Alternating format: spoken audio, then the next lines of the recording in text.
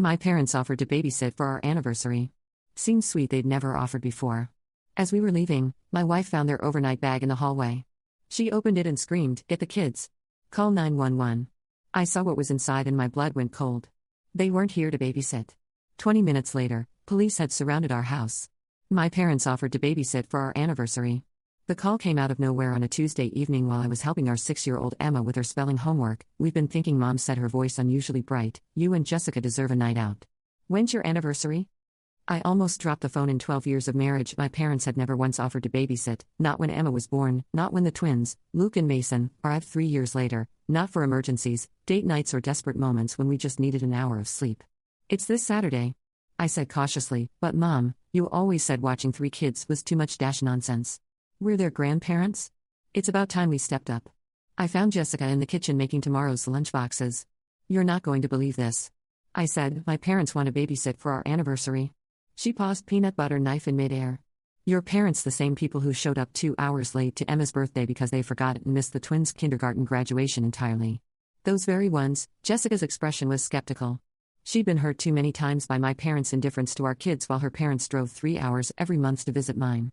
Lived 20 minutes away and barely managed holidays. Maybe they're trying to change. I offered weakly. She sighed. Maybe, God knows, the kids deserve to have all their grandparents involved. Saturday arrived faster than expected. I'd made reservations at the Italian place where we'd had our first date. Jessica wore the blue dress I loved for the first time in months. We looked like the couple we'd been before. Mortgage payments and hockey practice consumed our lives. My parents arrived at 6 sharp, another first. Dad carried an overnight bag. Mom had a container of cookies, homemade.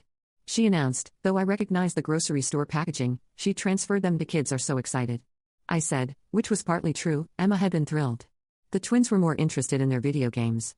Bedtime is 8 for the twins, 8:30 for Emma. Jessica explained, emergency numbers are on the fridge. Emma's asthma inhaler is in the medicine cabinet if she needs it, though she hasn't had an attack in months. We raised 2 kids. Mom said with a tight smile, we know what we're doing. As we gathered our things, I noticed Dad standing oddly by their overnight bag in the hallway. When I walked past, he shifted to block it. Everything okay? Dad, fine, just excited to spend time with the grandkids, but sweat beaded on his forehead. Despite our cool house, Jessica came down the stairs adjusting her earring. She saw the bag and smiled. Oh, you brought overnight things. That's really thoughtful. We won't be too late, though. Dash, she reached for the bag, just being helpful, probably planning to move it to the guest room. Dad lunged forward. No, but Jessica had already unzipped it. Her face went white, then she screamed, "Get the kids, call 911. I rushed over and looked inside. My blood turned to ice. Rope, duct tape, children's Benadryl, multiple bottles, adult sedatives with the prescription label torn off, a gun I didn't even know my father owned. And worst of all, 3 small suitcases, child-sized, pink for Emma, blue for the boys. What the hell is this? My voice came out strangled. Mom's face had gone from grandmother's sweet to something cold and calculating. It's not what it looks like. Really. Jessica was already herding the confused kids upstairs, because it looks like kidnapping supplies. Dad stepped between us and the stairs. Just calm down. Let us explain. Explain. I pulled out my phone, explained to the police. Mom grabbed my wrist. Don't be stupid. Timothy, you have no idea what's at stake here. I jerked away, dialing 911. My parents are in my house with weapons and in kidnapping supplies. Please send help immediately. Sir, did you say your parents? Yes, they were supposed to babysit, but they have just. Please hurry. Dad made a move toward the stairs. I blocked him. My heart hammering. Don't even think about it. You don't understand. He said, we're trying to save them. Save them from what? From you? Mom spat from this life from her. She pointed upstairs where Jessica was barricading herself and the kids in our bedroom. You're insane. I said, are we? Mom's eyes were wild. Now you never call, you never visit. You're poisoning them against us.